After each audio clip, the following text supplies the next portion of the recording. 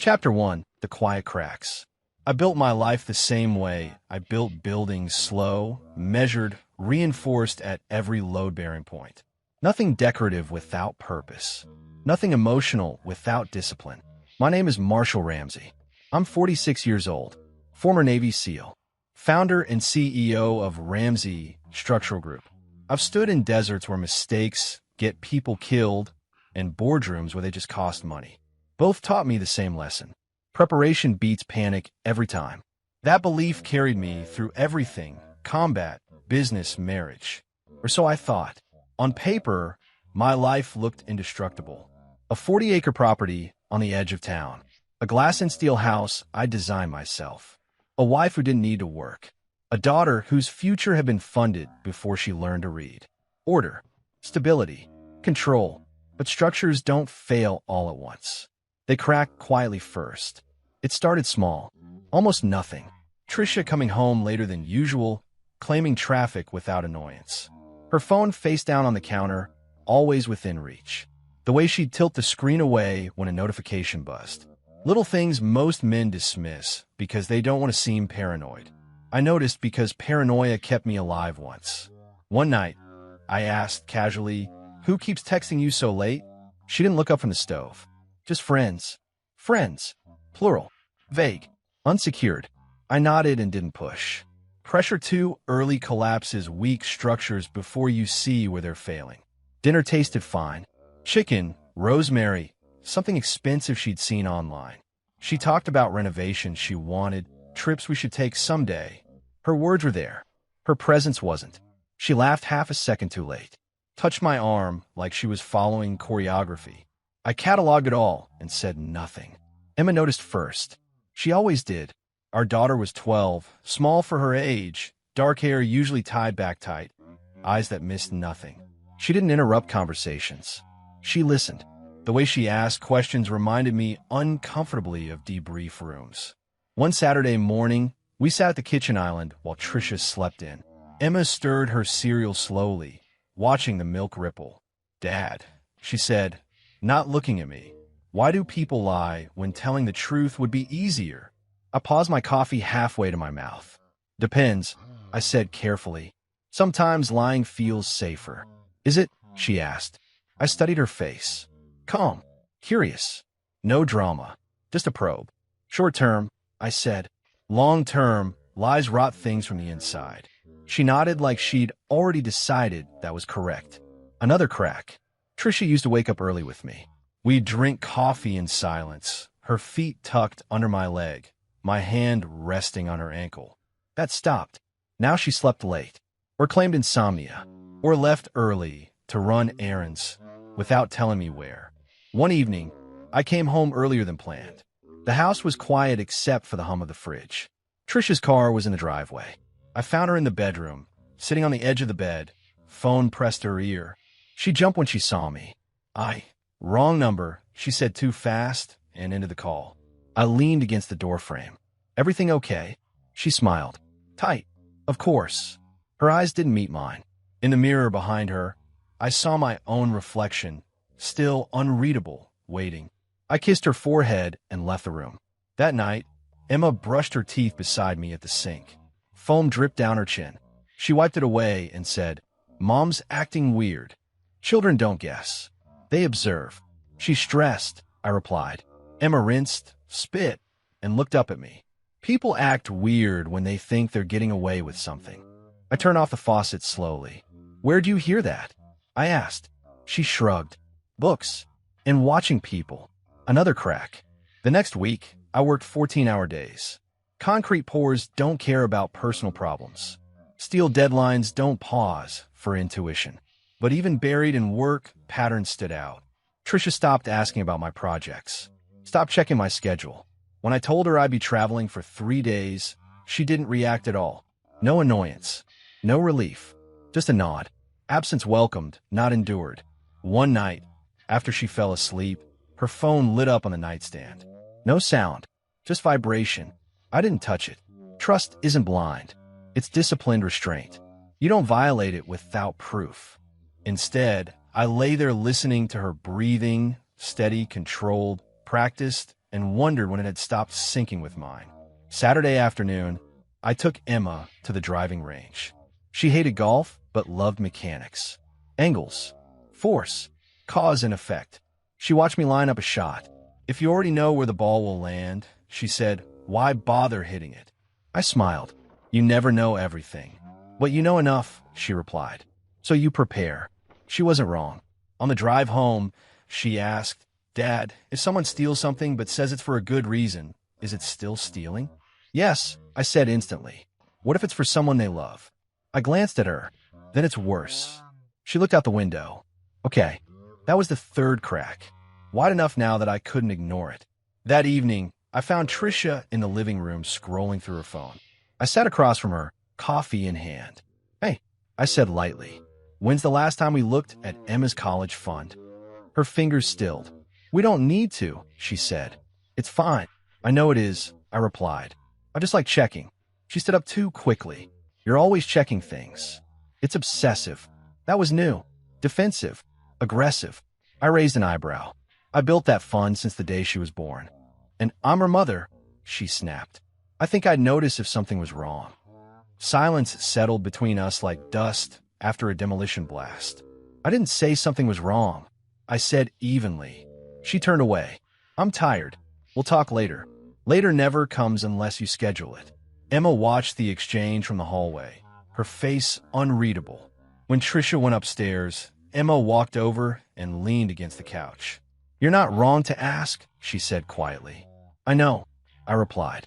She hesitated. Sometimes people don't want you to look because they're afraid of what you'll see. I studied my daughter, the calm posture, the controlled voice, the way she didn't seek reassurance. Go to your homework, I told her. She nodded and left without another word. That night, I stood alone in the kitchen long after the lights were off upstairs. The house was solid. The walls were true. The foundation hadn't shifted an inch, but something inside it had. I felt it the same way I'd once felt incoming fire, before the sound, before the impact. A pressure change. A warning. Something was wrong. And for the first time since I'd learned to survive, I chose not to move yet. Chapter 2. The fun that should never shrink. I didn't bring it up like an accusation. Accusations make people defensive, and defensive people hide things better. I brought it up like routine. Sunday morning. Coffee already brewed. The house quiet in that rare way that feels almost cooperative. Tricia sat at the kitchen island scrolling through her phone, legs crossed, hair still damp from the shower. Emma was upstairs doing homework. At least that's what she'd said. I opened my laptop, logged into my personal dashboard, and said, Hey, I'm updating our financial snapshot this week. Tricia hummed without looking up. I want to review Emma's college fund. I added, like I was asking what we wanted for dinner. That got her attention. She looked up too quickly. Why? I didn't react. Because I do it every year. You already know what's in it. I know what should be in it. Her jaw tightened. Just a fraction. Barely visible unless you were trained to watch micro movements. It's fine, Marshall, she said. You're always worrying about things that don't need worrying. I took a sip of coffee. Humor me. She stood, picked up her mug, and walked to the sink. Back turned. Distance created. I don't have the login info right now, she said. We can check later. That was strike one. I don't need your login, I replied calmly. It's under my master account. She froze. One hand on the counter, the other gripping the mug hard enough that her knuckles whitened. Well, she said after a pause, there's no rush. Strike two. I closed the laptop halfway and looked at her. Is there a reason you don't want me to look? She laughed, sharp, quick, defensive. Don't be dramatic. You're acting like I did something wrong. I didn't answer. Silence is pressure. People feel it when they're uncomfortable. You're never home anymore, she continued. You don't trust me. And now you're interrogating me over money that's already set aside. Strike three. I stood and moved closer, keeping my voice even. Tricia, that fund exists for one reason. Emma, I've contributed to it since the day she was born. Every bonus, every profit quarter, every year. I'm going to look at it. She turned in, eyes flashing. And what if I moved some of it temporarily? What if I needed it? There it was. Not denial. Justification. Needed it for what? I asked. That's not the point, she snapped. It's still ours. No, I said quietly. It's hers. Emma's door creaked upstairs. Footsteps paused, then retreated. She was listening. Of course she was. Tricia crossed her arms. You're making this into something it's not. I reopened the laptop. She reached out instinctively, like she was going to stop me, then caught herself and stepped back. Marshall, don't, she said. You're going to overreact. I logged in. The account loaded slower than usual. Or maybe just felt that way because my pulse had picked up. Balance summary appeared. My brain rejected the number before my eyes did. $23,417.82. I stared at it, waiting for the rest of the digits to populate. For a refresh. A glitch. Something. Nothing changed. That's not right, I said, more to myself than to her. Tricia didn't speak. I clicked into transaction history. Rows of withdrawals filled the screen. Clean. Deliberate. No chaos. No mistakes. $15,000. $22,000. $30,000. $18,500. My jaw tightened. I scrolled. Dates jumped out immediately, not because they were recent, but because they were familiar. March 14th, April 2nd. May 19th, June 7th. Every single one lined up with a business trip. Every single one. I leaned back slowly, chair legs scraping softly against the floor. How much is gone? I asked. She swallowed. I don't know. I turned the laptop so she could see the total withdrawals highlighted in blue. $156,582.18. You don't know. I repeated flatly. She looked at the screen, then away. I meant to tell you. When things settled. They settled, I said. The money didn't. Her voice rose. I was going to put it back. With what? I asked. You don't have income.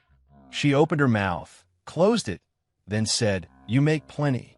That was the moment. Not the missing money. Not the lies. That sentence. You make plenty. As if effort negated entitlement. As if discipline created obligation. As if Emma's future was a flexible resource. I stood up. You authorized every one of these withdrawals. Yes, she said. I'm on the account. You were trusted on the account. She crossed her arms again. You're acting like I stole it. I met her eyes. You did. Her face hardened. It was temporary. Temporary theft is still theft. She scoffed. Don't be ridiculous. I scrolled further, opening authorization logs. Each withdrawal had her digital signature. Each one done during windows where she knew I wouldn't be reachable. Precision. Planning. This wasn't impulse. This was strategy. Emma appeared at the kitchen entrance, silent as always. Is everything okay? She asked. Tricia turned too fast. Go upstairs. Emma didn't move. She looked at the laptop screen, then at me. How much is left? She asked. I didn't answer right away. Tricia snapped. That's none of your business. It's my money, Emma said evenly. The room went quiet. I closed the laptop gently. Go back upstairs, Em. She hesitated, then nodded and left, but not before looking at her mother with something unreadable in her eyes. When she was gone, I faced Tricia again. You planned this, I said. Her voice trembled, not with guilt, but with anger. You don't know what I planned. I know enough, I replied. She paced now, hands her hair. You control everything. I just took control of something for once. That something wasn't yours. She stopped pacing. You're overreacting. No, I said calmly. I'm reacting exactly enough. I reopened the laptop one last time and stared at the screen, not at the balance, but at the pattern. Timing. Access. Intent. This wasn't a mistake. This wasn't panic. This was betrayal, calculated down to the calendar. I shut the laptop and stood there, the weight of it settling fully for the first time. Nearly $180,000 gone. Barely $23,000 left. Withdrawals aligned perfectly with my absence. The numbers didn't just tell a story. They confirmed what my instincts already knew. Betrayal was no longer a suspicion. It was undeniable. Chapter 3, The Man Who Knows Too Much. I didn't call him angry. Anger clouds judgment. I called him curious. The name came easily enough. Alex Riley. Tricia mentioned him once in passing weeks earlier, tucked casually into a sentence about a real estate contact who'd helped a friend find an investment property. The kind of name that slides by unnoticed if you weren't listening for weight. I was listening now. I sent a short, polite email from my business account, interested in discussing potential development opportunities. Coffee? Neutral. Professional. Non-threatening. He replied within minutes. We met downtown at a glassfront cafe overlooking the river. High visibility. Public. A place where people perform rather than confess. Alex arrived 10 minutes early and stood when he saw me, hand already extended, smile calibrated. "Marshall Ramsey," he said warmly. "Good to finally meet you." Finally. I noted that and shook his hand. His grip was firm but practiced, not strong, just convincing. He wore a tailor blazer over an open collar shirt, hairstyle to look effortless, shoes that cost more than they needed to. He knew his audience. We ordered coffee. He insisted on paying. "Least I can do," he said. "You're kind of a legend around here." I raised an eyebrow.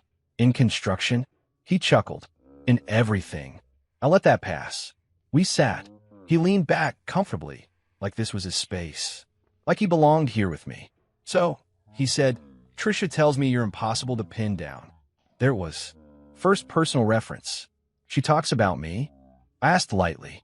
"All the time," he replied without hesitation. "Your travel schedule alone sounds exhausting." I kept my face neutral. "It can be." "Still," he went on, stirring his coffee. "Must be nice having a routine. Gym early. Office by 7. Home late unless you're out of town." My fingers tightened around the mug. "That's pretty specific," I said. He laughed. "Occupational habit. I notice patterns." I nodded slowly. "So do I." He smiled, unfazed. We talked business for a few minutes, surface-level nonsense. He knew the right terms, dropped buzzwords convincingly, but never went deep. It was a performance, not expertise. Then he tilted his head and said, "That house you designed, beautiful lines. Minimalist. Smart security layout." I looked at him. "You've seen it." "Of course," he said. "I mean pictures." Trisha showed me. Pictures. Of my house. With a long driveway, he continued, and the glass wall facing the trees. "Emma must love that reading nook upstairs." The room didn't change. The noise didn't stop. But something inside me went perfectly still. "My daughter," I said slowly, "doesn't appear in any photos I've shared." He blinked. "Just once. Too late." "Oh," he said smoothly. "I just meant Trisha mentioned it." I leaned forward an inch. "She mentioned the reading nook?" He laughed again, but this time it was half a beat delayed. "She's proud of the house." "Everyone is," I said. "I'm careful about who I let inside it." The word inside landed. He took a sip of coffee, eyes flicking away for the first time. "You're very protective." "I'm very precise." A pause. Not awkward. Calculated. Alex recovered quickly. "Emma's a sharp kid, though. I hear she asks a lot of questions." I stared at him. "What kind of questions?" I asked. "Oh, you know," he said, waving a hand. "Smart kid stuff. Schools. Futures. She's got your intensity." That was when I knew. He wasn't guessing. He wasn't speculating. He was remembering. "You met my daughter," I said. The smile froze, not gone, just held too long. "Well," he said carefully, "Trisha and I know." I cut in, my voice flat. "Answer the question." He leaned back, exhaled, then shrugged. "Briefly.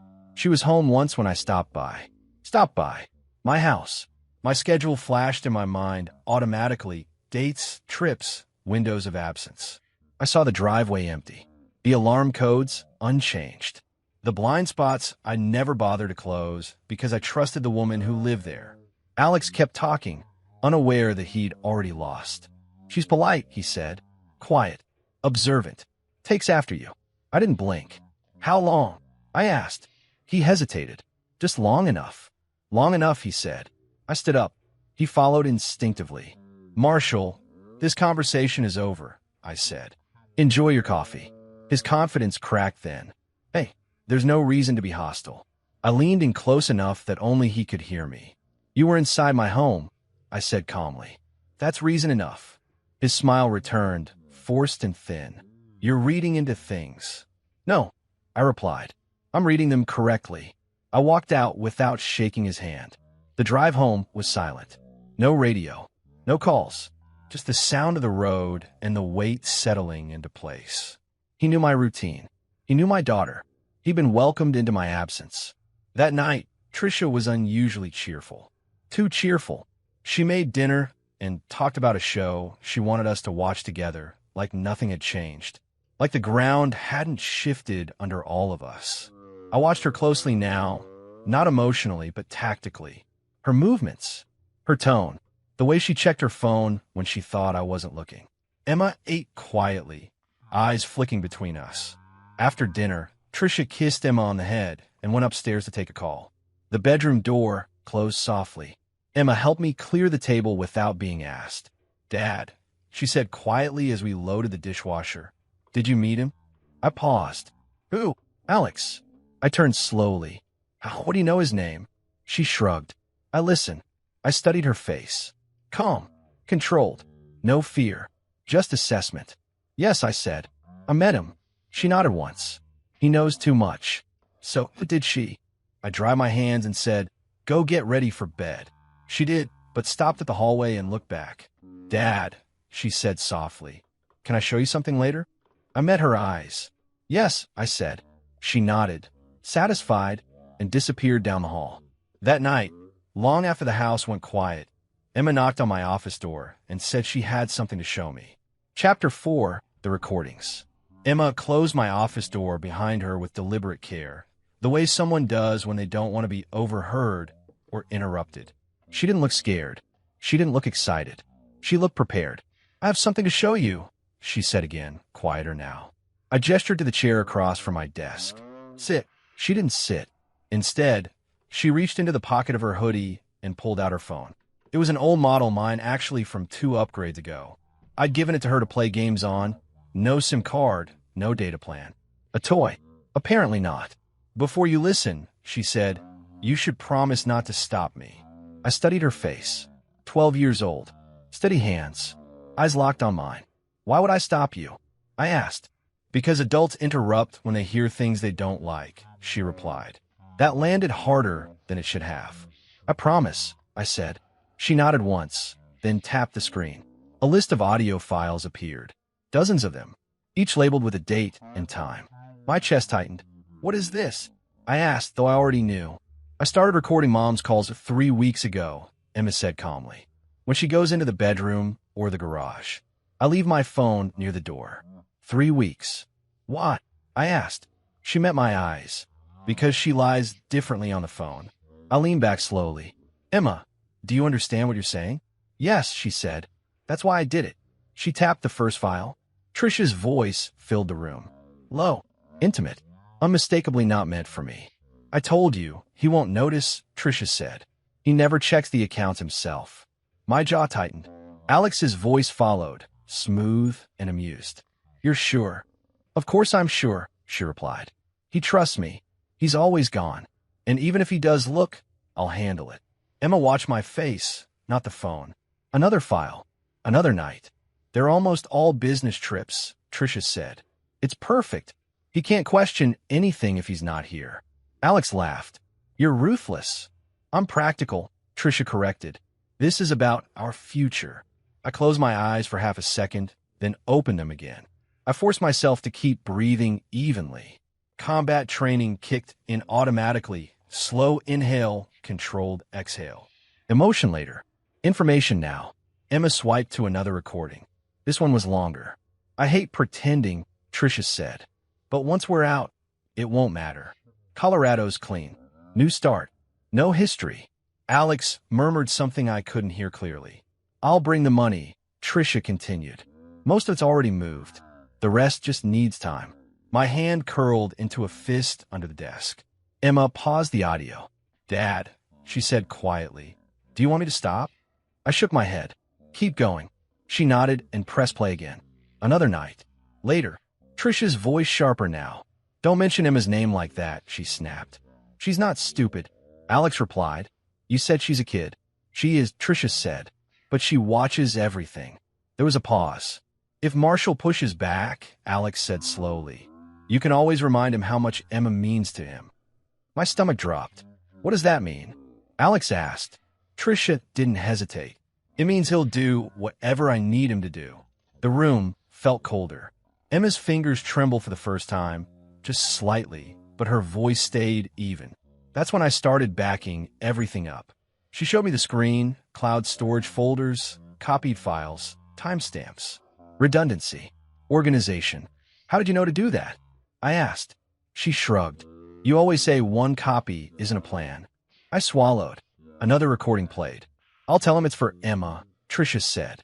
College. Private school. Something noble. He won't question it if he thinks it's for her. Alex chuckled. You're good at this. I'll learn from the best, Tricia replied. He built his life on control. I'm just using it. I stood up abruptly and paced to the window. The night outside was quiet, peaceful, completely unaware. Emma let the recording finish before speaking again. There are more, she said. Somewhere she talks about you. Somewhere she talks about me. I turned back. What does she say about you? Emma hesitated. That you'd fall apart if anything happened to me. The words hit like a controlled detonation, small, precise, devastating. She said that. I asked. Emma nodded. Alex asked if that made things risky. And I pressed. She said it made them safer, Emma replied. Because you'd never think she'd use me. I sat back down heavily. For a long moment, neither of us spoke. The recordings ended, but their echoes stayed in the room. Every lie, every calculated pause, every casual theft of trust. Finally, I asked, how long have you been listening to this? Since the first call, Emma said. I didn't understand everything at first, so I wrote things down. Dates, names, places. She pulled a folded notebook from her pocket and set it on my desk. Neat handwriting, bullet points, cross-references, a child's handwriting, an adult's discipline. You shouldn't have had to do this, I said quietly. I know, she replied. That's why I did. I looked at her, really looked at her, and felt something heavier than rage settle in my chest. Not just betrayal, responsibility. Emma gathered her phone and notebook and stood. That's all, she said. I just wanted you to know. She turned to leave, then paused. Dad, yes. She thinks she's smarter than you, Emma said. But she's not. The door closed softly behind her. I sat alone in the office, surrounded by silence and proof. Weeks of recordings. An affair confirmed. A college fund drained. My daughter discussed like leverage. A future planned without me, in Colorado, with another man, funded by theft and lies. But none of that shocked me as much as this. My 12-year-old daughter had seen it coming. She had listened. She had recorded. She had prepared. And while I was still processing betrayal, she had already mapped it. Chapter 5, Professionals, Not Emotions. I didn't confront Tricia. I didn't raise my voice. I didn't sleep. Emotion was noise. Noise got people sloppy. By sunrise, I'd already made 2 calls. The first was to my brother. Omar answered on the second ring. You don't call this early unless someone's dead or about to be. Neither, I said. I need you. There was a pause, just long enough for him to switch gears. Omar had been a Marine before he became a private investigator. Different branch, same instincts. He didn't ask why. He asked how fast. I'll be there by noon, he said. Send me the name. Alex Riley, I replied. And everything he touches. Got it. The second call was to my lawyer. Nick Gilbert had been with me since Ramsey Structural was still bidding on strip malls. Corporate law, asset protection, litigation. Nick didn't posture, didn't bluff, didn't moralize. He handled facts like weapons. I need discretion, I told him. That's assumed, Nick replied. What's the damage? Personal, I said, and potentially criminal. Then don't do anything until I'm in the room with you, he said. I'll clear my afternoon. By the time Tricia came downstairs, I was already dressed for work, coffee finished, face neutral. You're up early, she said.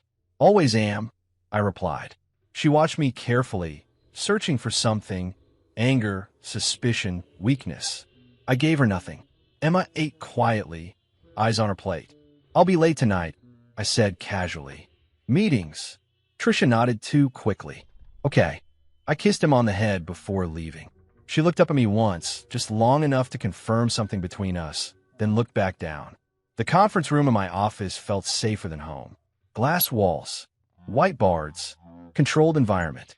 Nick arrived first, setting his briefcase down and studying my face. You look like you're back in uniform, he said. Feels like it, I replied. I need to know how exposed I am. Then start from the beginning, he said. I didn't tell him everything. Not yet. I told him enough. By the time Omar arrived, jacket slung over his shoulder, eyes sharp, Nick was already taking notes. Omar didn't bother sitting. Alex Riley, he said. That's not his birth name. I felt a grim satisfaction. Figures. Omar pulled out a tablet and started scrolling. He's moved 3 times in 5 years. Different states. Same pattern. Affluent suburbs. Recently divorced or independently wealthy women. Always real estate adjacent. Nick leaned forward. Criminal record? Nothing that stuck, Omar said, but plenty that circled. Civil suits. Restraining orders that quietly went away. And gambling debts. I looked at the screen. How bad? Bad enough that he doesn't use banks for certain things, Omar replied. Bad enough that he needs quick cash and doesn't ask questions. Nick exhaled slowly. Predatory. Efficient, Omar corrected. He targets women who think they're smarter than their husbands. That landed. Omar continued. He embeds himself, gains trust, creates urgency, then positions himself as escape. Nick glanced at me. And the money? Most of the withdrawals line up with Alex's known movements, Omar said. Vegas twice. Reno once. Private game in Aspen. I didn't react. I was already past surprise. What about the house? I asked. Omar nodded. He's been there. Multiple times. Neighbors saw his car. Different days. Always when you were out of town. Nick closed his notebook.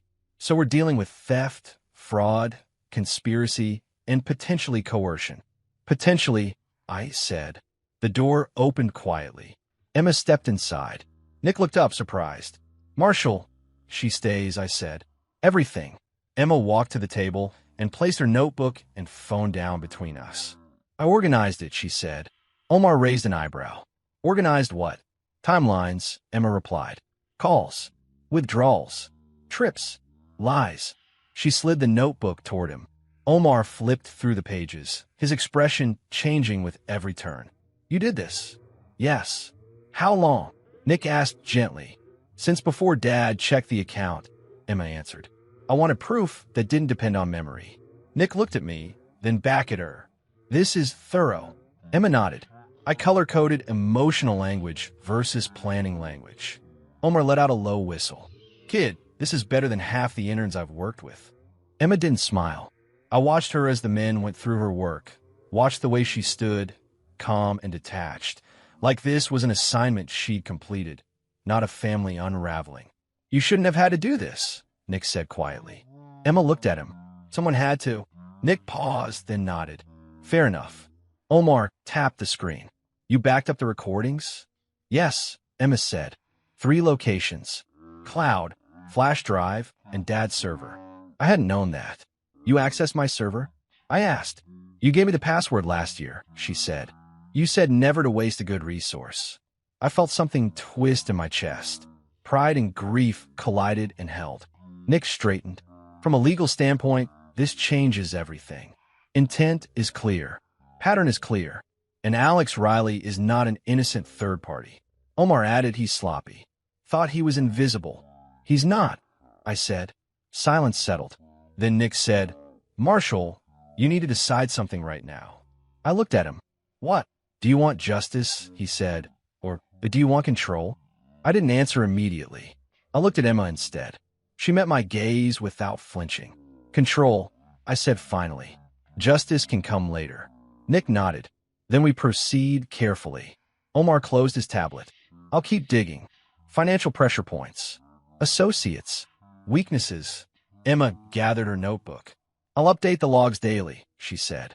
If anything changes. Nick blinked. Daily. Emma nodded. People make mistakes when they think they're ahead. I leaned back in my chair and studied my daughter, really studied her. Somewhere along the way, while I was building companies and protecting assets, she'd been building something too. Awareness. Discipline. Strategy. This wasn't a reaction. It was an operation. And the most unsettling realization of all wasn't what my wife had done or who she'd done it with. It was this. While I was still deciding how to move, my 12-year-old daughter had already been moving quietly for weeks. Chapter 6, Breaking the Lover. I chose the place for a reason. Not my office. Not his. Not anywhere that carried history or witnesses who mattered. A private lounge above a closed boxing gym, quiet during the day, rented by the hour, cash preferred. The kind of place where men thought they could talk freely because nothing ever happened there. Alex arrived 5 minutes late. He always did. A habit that worked when people were chasing him. Less so when they were waiting. He stopped short when he saw me seated alone at the table. You didn't mention this was, he gestured vaguely. Off-site. I didn't stand. Sit. He hesitated, then did. His smile flickered on, instinctive. Look, Marshall, if this is about Trisha, I think there's been a misunderstanding. I slid a folder across the table. He didn't touch it. I said calmly, you should open that. Alex laughed lightly. You're doing that thing where you try to intimidate me. I'm not trying, I replied. He opened the folder. Photos, screenshots, transaction logs, dates circled in red, casino entries, credit markers, names he didn't recognize, but would soon. Color drained from his face. You hired someone, he said. Yes. This is illegal, he snapped, pushing the folder back like it burned. No, I said. What you did was illegal. This is documentation. He swallowed. You don't understand how this works. I leaned forward an inch. I understand exactly how this works. You're leveraged. Deeply. He scoffed, but it came out thin. You think you can scare me with debts? I said, your creditors already scare you. Silence. I continued, voice even. Vegas. Reno. Aspen. Private tables. Cash advances you couldn't cover. People who don't file paperwork when you miss payments. His hands trembled. He clenched them together to hide it. You don't know them, he said. I don't need to, I replied. They know you. I slid a second folder across the table. Thinner. Meaner. Names. Addresses. Associations. Alex's breathing changed. You talked to them? He asked quietly. Not yet. His eyes snapped up. Yet. I nodded. You're going to do 3 things. In order, I say. He laughed again, desperate now. And if I don't? I looked at him. Then I make introductions. The room felt smaller. The hum of the building's old HVAC filled the silence. First, I said, you return every dollar taken from my daughter's account. Today. I don't have it all, he said immediately. You do, I replied. Liquidate. Borrow. Call in favors. I don't care. And if I can't, you can't, I said. Because if you don't, I release this. I tapped the folder. Alex's shoulders sagged. Second, I continued, you leave the state. Permanently. You don't contact my wife again. Ever. He barked a humorless laugh. You don't get to control. I do. I cut in, because the alternative is you explaining to violent men why their money funded someone else's fantasy. He stared at the table. Third, I said, you end it. Now. He looked up. In what? I slid my phone across the table. Call her. Alex shook his head. She won't believe. She will, I said. Because you'll sound afraid. His jaw tightened. She'll hate me. You should hope that's all, I replied. His hand hovered over the phone. Then he picked it up. I didn't look away. It rang twice. Alex. Trisha answered, breathless, hopeful. He swallowed. We can't do this anymore. What? Her voice sharpened. What are you talking about? I'm leaving, he said. I have to. Leaving where? Anywhere but here. Silence on the line. You promised, she said. You said, I know what I said. He snapped, fear bleeding through. Plans change. What happened, she demanded. Did you talk to him? Alex's eyes flicked to me. No, he lied poorly. This is my decision. You're scared, Trisha said. You're panicking again. I'm done, he said. Don't call me. Don't text me. This is over. She laughed, sharp, disbelieving. You don't mean that. I do, he said. I never should have gotten involved. You can't just... Her voice cracked. We had everything planned. I'm sorry, he said. And for the first time, he sounded like it. I'm gone. He ended the call. The phone sat between us, buzzing once more as she tried to call back. He didn't answer. I stood. Send the money by end of day. I'll know if you don't. Alex looked up at me, eyes hollow. You think this is over? For you? I said. It is. He swallowed. She won't forgive me. I paused at the door. That's not my problem.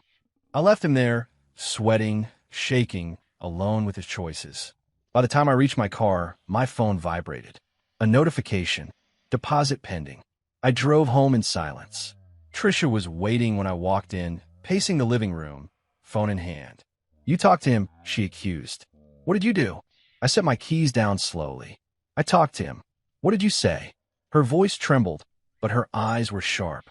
"Searching. I told him to leave," I said. She laughed, hysterical. "You think you can just scare him away?"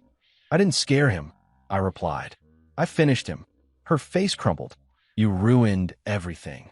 I watch her carefully now, not as a husband, but as a threat assessment. "You chose this," I said. She shook her head, backing away. "You don't understand. He was supposed to be your escape," I finished. Tears spilled now, uncontrolled. "He abandoned me." "Yes," I said. "He did." She sank onto the couch, hands over her face, shoulders shaking. For a moment, just a moment, I saw the woman I'd married.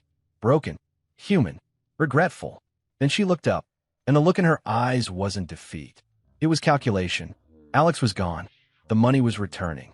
Her fantasy had collapsed, but the war hadn't ended. Trisha was shattered, but not defeated. Chapter 7. Let her believe she's winning.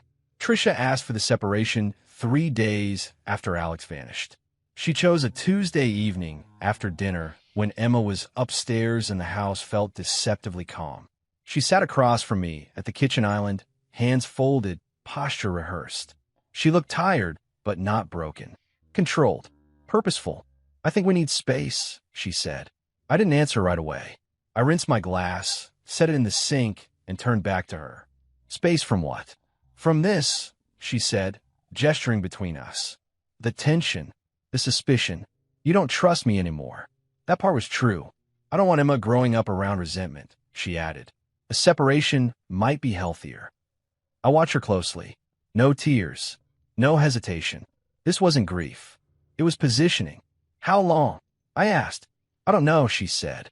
"A few months. We'll see." "In the house?" I asked. She inhaled, relieved I'd gone there. "You can stay elsewhere for a bit. It'll be less disruptive for Emma if she doesn't have to move." "Of course it would." I nodded slowly, like I was weighing something difficult. "If that's what you want."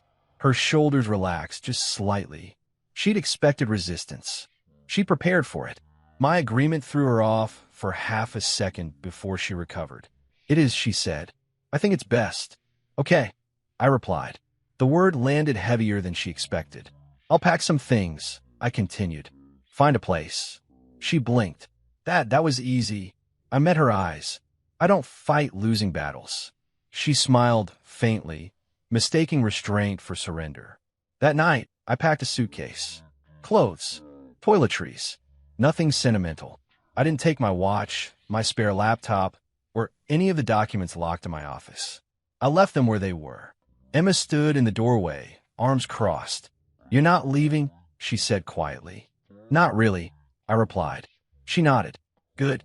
I kissed her forehead and left the house like a man conceding ground. The apartment I moved into was temporary and sparse. 2 rooms, clean lines, nothing personal. Omar installed discreet surveillance within 48 hours. Exterior cameras, interior motion sensors in common areas. Audio coverage were legally permissible. The house became a controlled environment. Trisha didn't know. For the first 2 days, she played the part well. Calm messages, polite updates about Emma, a photo of dinner plated neatly, like proof of stability. On the 3rd day, the call started. She called Alex. Once, twice, 10 times. Voicemails stacked up unanswered. Texts went unread. Her tone shifted from reassuring to pleading to sharp. By the end of the week, desperation bled through everything she did. She stopped pretending. The cameras caught her pacing at night. Phone pressed her ear, whispering angrily. Caught her scrolling through contacts, stopping, starting, stopping again. Caught her sitting at the kitchen table at 2 in the morning, laptop open, papers spread around her like a war map. She went to the bank on Friday.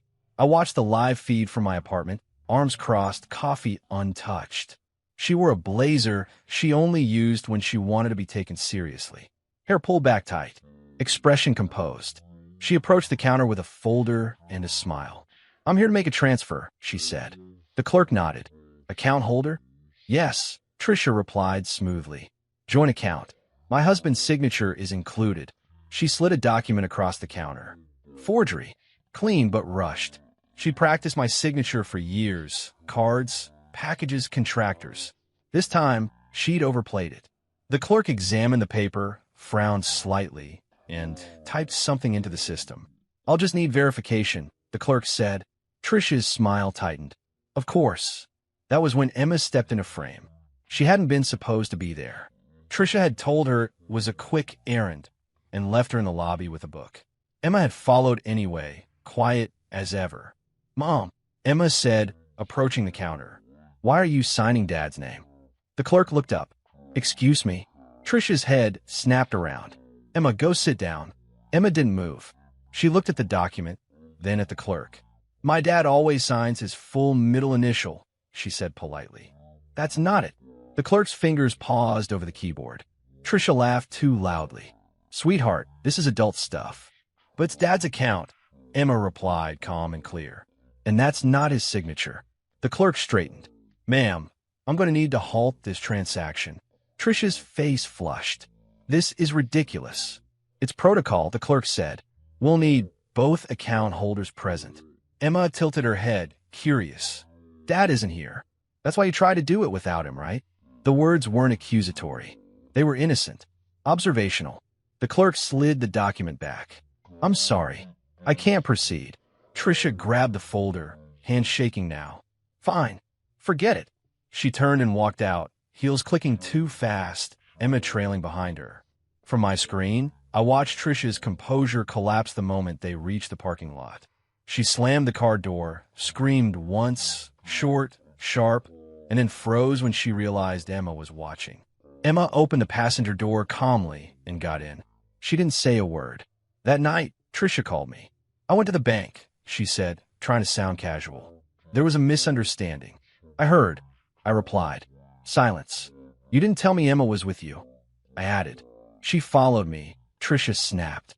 "She embarrassed me." "No," I said evenly. "She told the truth." "You're manipulating her," Tricia accused. "Turning her against me." I leaned back in my chair. "You don't need my help with that." She hung up on me. The surveillance continued. Attempts to reach Alex. Attempts to access accounts. Attempts to regain control. Each one failed quietly. Each one tightened the net. And through it all, Tricia believed she was still ahead, still clever, still capable of fixing things if she just moved faster, pushed harder, lied better. She believed the separation had weakened me. She believed the house was hers again. She believed she was winning.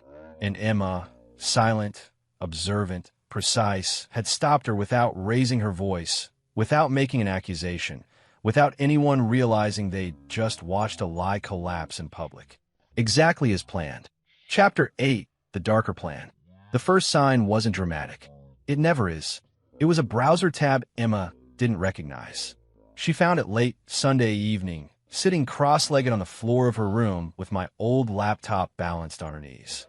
The device was synced to the house network, something Tricia had never bothered to change. Convenience breeds oversight. Emma noticed everything. She'd been tracing patterns the way I'd taught her, quietly, patiently, without expectation of comfort. When something didn't fit, she didn't panic. She looked closer. The tab title was generic. Estate Planning Overview. Emma clicked it. She didn't gasp. She didn't rush downstairs. She read. Another tab sat beside it.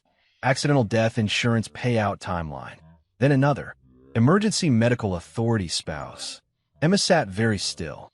Down the hall, Tricia's door was closed. Music played softly. The house felt normal. Safe. That was the most dangerous part. Emma opened the browsing history. Dates lined up. Weeks back. Searches repeated with slight variations, like someone refining a question. How long after death before assets are released? Can spouse override next of kin medical decisions? Life insurance payout contested. How to avoid delays, common accidental deaths, not investigated. Emma's throat tightened, but only for a second. She grabbed her notebook and began writing. When she knocked on my apartment door later that night, I knew something had shifted before she spoke. She didn't ask to come in. She walked past me and sat at the small table, spreading papers out with methodical precision. "You need to see this," she said. I locked the door behind her. She slid the laptop toward me, already open to a browser history page. "This is Mom's," she said. I verified the user profile. I scanned the screen. My stomach dropped, slow and heavy. Insurance. Death. Authority. Assets. I looked at Emma. "How long?" "Over a month," she replied. "Before the separation. Before Alex vanished. Before the money came back. Before everything I thought was the worst of it." I scrolled further. "Dad," Emma said quietly. She wasn't planning to run away with him. I stopped scrolling. "What do you mean?" I asked. "She was planning to replace you," Emma said. The words landed with surgical precision. I leaned back, breath controlled, pulse steady only because training took over. "Explain." Emma pointed to her notes. The college fund was step one. Liquid cash that wouldn't raise alarms if she justified it as family use. She flipped a page. Step two was getting you isolated. Separation. You moving out. Less witnesses. Less scrutiny. Another page. Step three was an accident. I stared at the wall for a long moment. "What kind of accident?" I asked. Emma swallowed. She searched hiking injuries. Falls. Construction site incidents. I let out a slow breath. "She knows my routines." "Yes," Emma said. "And she knows you don't complain about pain." I closed my eyes briefly, then opened them again. "What about the insurance?" Emma tapped the screen. She was checking payout amounts. "How fast they clear? What delays them?" "Emma," I said carefully, "did she ever talk about killing you?" She finished. I nodded. Emma shook her head. "Not directly. She talked about if something happened, about how fragile people really are, about how no one questions accidents when a man works too hard." My jaw tightened. "She also checked emergency authority," Emma added. "Who can make medical decisions if you're unconscious?" I sat forward. "And she can," Emma said, "as your spouse." Silence filled the room, thick and suffocating.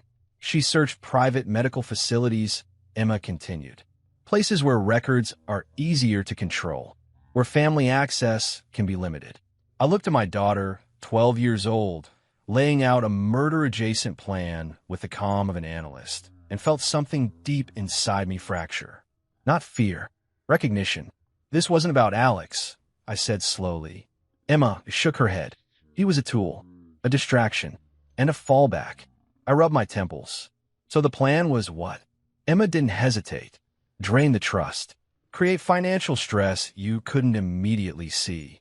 Separate, so she had space. Then wait for an accident." "And Emma?"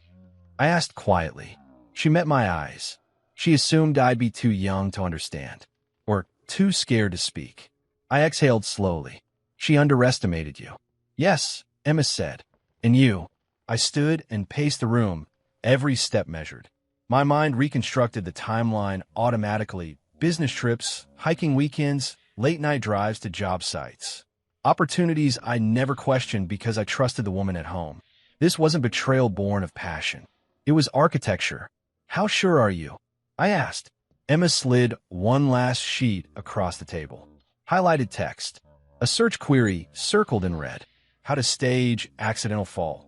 Insurance investigation timeline. I stopped breathing for a second. "She didn't click the result," Emma said. "She just searched it."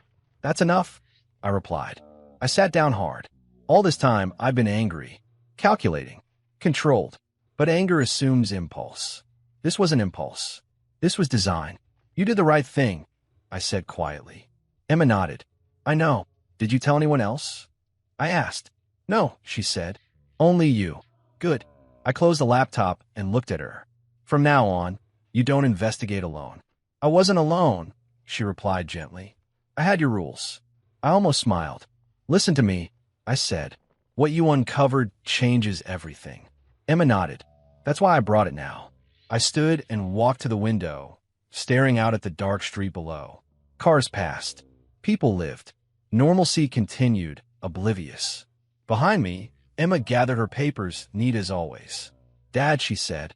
"Yes." "She's not done," Emma said. "Not yet." I turned back. "Why do you say that?" Because plans like this don't disappear, she replied. They adapt. I studied her face. No fear, no drama, just certainty. You're right, I said. I felt it settle fully then, cold and undeniable. This was never about an affair, never about money, never about escape. It was about removal, and the realization hit with a weight heavier than any betrayal I'd faced in combat or business. This was never just betrayal, it was premeditation. Chapter 9, The Fake Accident. The plan was simple. Appear unpredictable, appear vulnerable, but never actually be either. Emma and I left the city early Saturday morning, backpacks light, gear packed for authenticity rather than comfort. A small tent, first aid kit, food for 2 days. No phones on, except one, hidden and ready. She walked beside me on the narrow trail leading into the canyon. The sun was just rising, streaking gold across the rocky cliffs. The air smelled of pine and dust. Perfect. You nervous? I asked. Emma shook her head. Calm as ever. Not really. Focused. I smiled just slightly. Good. Remember, this isn't a stunt. Every detail counts. Already counted, she replied.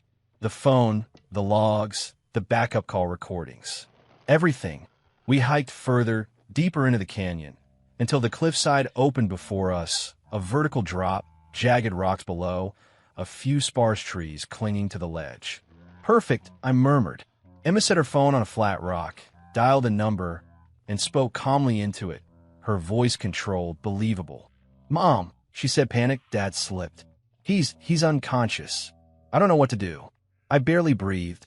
My arm was over the edge, pretending a half fall, my body rigid but safe. On the line, Trisha's voice didn't waver with concern at first. There was calculation behind it, a split-second delay. Unconscious? She asked. What happened? He tripped over a rock, Emma continued, voice trembling just enough to sell it. I tried to catch him. He's bleeding. I don't think he's breathing properly. Please help. I watched Emma's fingers tighten around the phone. Every detail she added, every pause, was rehearsed. I'm calling the rescue team now, Trisha exclaimed. Relief, then urgency. But as she spoke, I could hear other movements, clicking keys, rapid typing. Banks first, she muttered. Not aloud, but audibly enough that Emma repeated it back in her notes later. Liquidate accounts. Pull cash. Prepare transfers. I raised an eyebrow, though Emma didn't notice. I've already called the rescue. Trisha continued, clearly multitasking. Hospitals. Emergency clinics. Insurance agents. Lawyers. Someone has to control the medical decisions if he's unconscious. Emma jotted down everything. She's not panicking, she whispered later. She's executing. I lower myself slowly to the ground, keeping the illusion. Blood-red makeup carefully applied to my forearm for realism. A shallow cut along the cheekbone. Dirt smudges to simulate a fall. Emma knelt beside me, voice shaking as she spoke into the phone.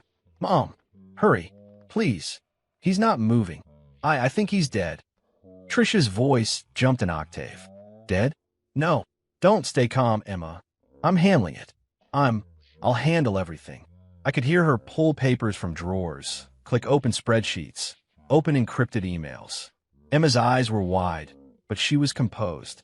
She's trying to control everything, I whispered when she ended the call. Yes, I said.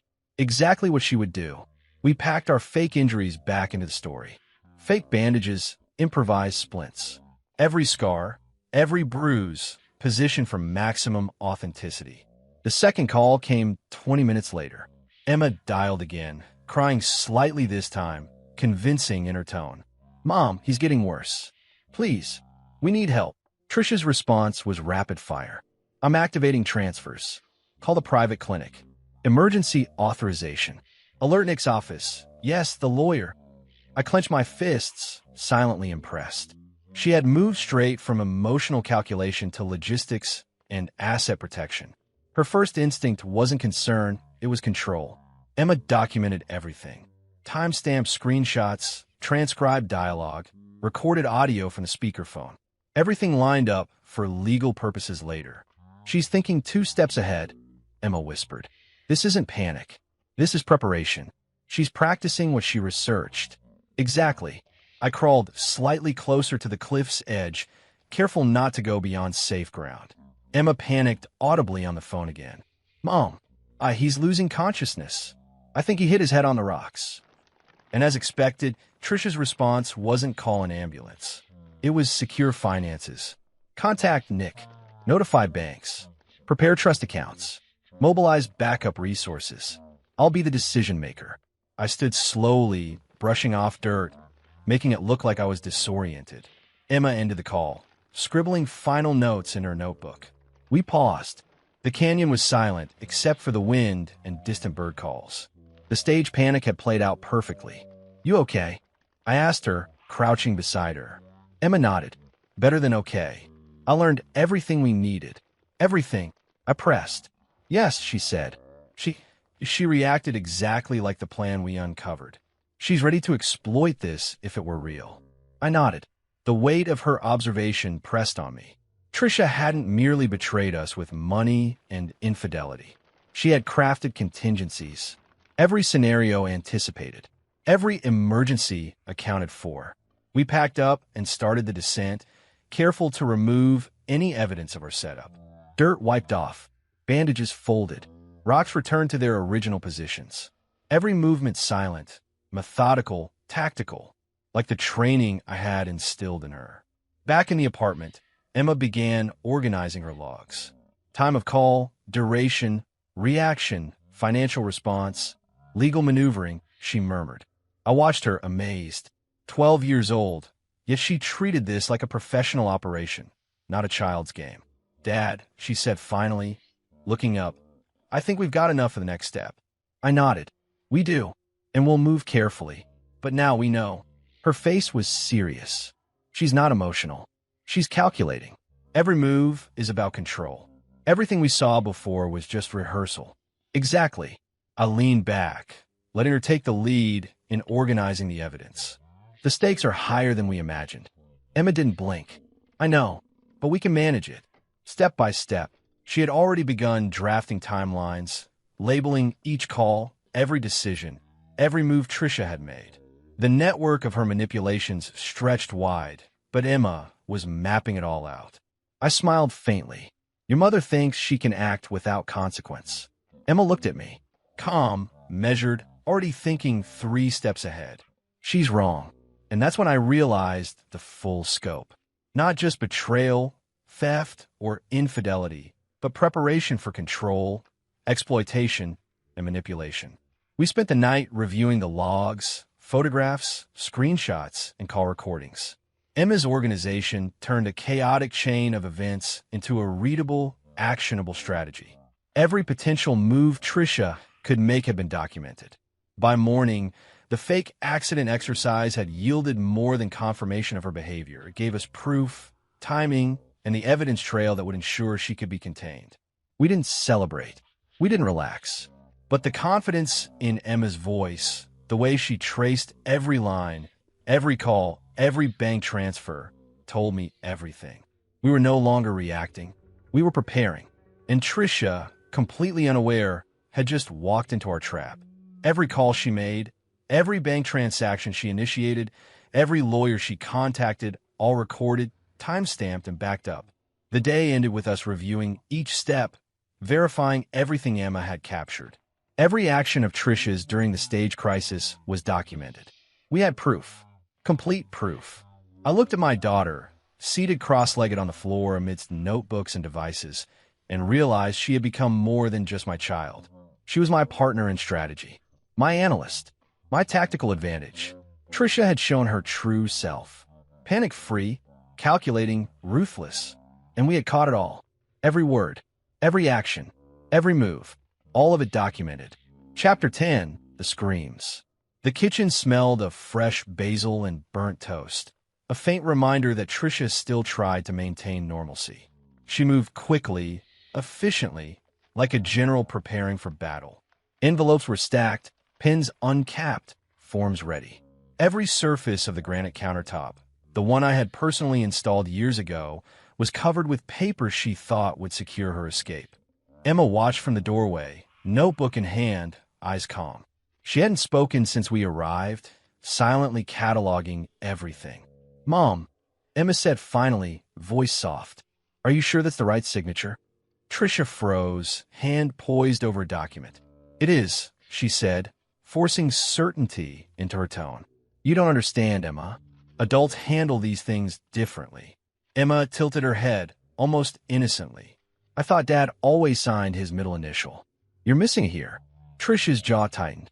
She stared at Emma for a fraction of a second, realizing the child had noticed, and then pushed the observation aside. "Details, darling. Details don't matter." I stepped into the room, calm, hands in my pockets, expression neutral. "I think you should slow down," I said. Tricia whirled toward me, eyes sharp. "Marshall, I thought you were gone." I said, voice even. "For appearances." Her lips pressed into a thin line. "You can't stop what I'm doing." I smiled faintly, not out of humor, but certainty. "I already have." Emma didn't look at either of us. She simply began pressing buttons on her phone, triggering the live feeds we had installed in advance. Every camera angle, every audio recording, every timestamped motion sensor was ready. Tricia glanced around, suspicion flickering. "Emma, what?" I cut her off. "She's helping me." "You underestimated her." As usual. Her eyes darted nervously. "I don't know what you mean." "You've been forging signatures, coordinating transfers, attempting insurance fraud," I said slowly, each word measured. "All of it is on video. All of it has been recorded. All of it is illegal." Tricia laughed, sharp and defensive. "Illegal? You think this is illegal?" "You don't understand." A loud knock interrupted her. "Marshal Ramsey," a firm voice called from the door. "We have a court order here." I nodded to Emma, who pressed another button. From every angle, discreetly hidden speakers relayed the voices of uniformed officers and lawyers outside the door. Tricia froze. Her hands hovered over the documents. You can't do this," she yelled. "Watch," I said. "Or listen. Your choice." The front door burst open. Police in uniforms, two lawyers carrying thick folders, and Omar trailing behind. Nick Gilbert was already on speaker, voice authoritative, cutting through the tension. "Tricia Ramsey, you are under arrest for attempted fraud, forgery, and conspiracy," an officer said firmly. She dropped the papers, some sliding to the floor. She backed up into the countertop, knocking over a vase. Flowers tumbled, water spilling across the granite. "Stop this," she screamed. "You have no idea what you're doing." Nick stepped forward calmly. "Ma'am, the law is very clear. We have evidence. You're being observed committing crimes in real time." Tricia's hands went to her hair, pulling roughly at the strands. "This is a mistake, a misunderstanding." Omar moved to secure the documents. "The cameras tell a different story," he said, holding up a tablet, displaying live footage of her attempts to forge signatures and coordinate transfers. Tricia's voice rose, nearly shrill now. That's not real. You can't prove anything." Emma, standing quietly beside me, flipped open her notebook. "It's all real," she said calmly. "Every call, every transfer, every step. I documented it." Tricia spun toward her. You're helping him?" Emma shrugged, eyes steady. "I helped make sure no one got hurt, and that you couldn't get away with it." Tricia's gaze darted between us, rage and fear mingling. "You think this will ruin me?" "You can't." A police officer gently but firmly grasped her arm. "Ma'am, please come with us." "No," she screamed, wrenching free. "I didn't do anything wrong. You don't understand." I watched, impassive, as she struggled against the officer. Emma's notebook lay open, pages filled with meticulous logs, timestamps, call records, and screenshots. Every single move Tricia made in that kitchen was documented, leaving no room for manipulation. "Step aside, ma'am," the officer said. She screamed again, louder this time, the sound echoing through the house. It was guttural, raw, the culmination of weeks of planning collapsing in front of her. "I'm telling you, this is a mistake," she yelled. "You think you're smart, Marshall, but—" Emma looked up, expression calm. "I'm smarter than anyone you thought you could fool," she said. Her words hung in the air. Tricia froze mid-struggle, realization dawning. Every step, every scheme, every calculation she had made, all of it had been anticipated, recorded. Documented. Countered. The officers guided her out of the kitchen. She twisted, trying to snatch documents or plead for their return, but Omar had already secured everything. Nick stepped to my side. All accounts are frozen. Assets secured. She can't touch anything now. Emma closed her notebook. And the recordings, every conversation, every attempt at fraud, every move to manipulate Dad or me. Everything is saved. Trisha's screams faded as she was led down the hallway, the sound distant but chilling. Emma and I stood in the kitchen, silent. I walked over and picked up the folder she had tried to use, examining the documents she thought would secure her freedom. They were neat, organized, and carefully crafted, but in the end, useless. She believed she was untouchable, I said quietly. Emma nodded. She thought she could manipulate, control, and escape. But she didn't account for us. I looked at her, truly looked at her. 12 years old. Yet every movement, every observation, every backup she had orchestrated rivaled the work of seasoned investigators. You already handled it, I said. Emma smiled faintly. From the beginning, she replied. I felt a weight lift, heavy months of suspicion, anger, and betrayal replaced by certainty. The wife who had plotted to drain accounts, manipulate her family, and exploit circumstances was now powerless. The daughter who had observed quietly, prepared methodically, and executed flawlessly stood beside me, calm and unwavering. The kitchen, once the site of her scheming, now felt like a stage cleared of tension. The sunlight streamed through the windows, catching on the granite countertops, gleaming like evidence of victory. Omar and Nick began cataloging the seized documents. Police officers continued processing the scene, taking statements and photographing everything. I poured a glass of water from the tap Trisha had used countless times, setting it down in front of Emma. She accepted it with a quiet nod, never losing her composure. I knew she was dangerous, I said, but I didn't know she was that organized. Emma shrugged. I knew she would try. That's why I recorded, backed up, and planned. I had to make sure no one got hurt, and that she couldn't get away with it. I swallowed hard, pride and relief mixing. You did more than that. You protected all of us, smarter than anyone thought possible. She looked at me, serious but unafraid. I just handled it. The word lingered in the room. Simple, defiant, perfectly accurate. Outside, the sound of sirens and Trisha's fading screams filled the air. Inside, certainty settled like a stone in my chest. The wife who had betrayed and schemed was gone. The money was safe. Emma was safe. I was safe. And through it all, one undeniable truth remained. Emma had been 3 steps ahead from the very beginning. She had already handled it.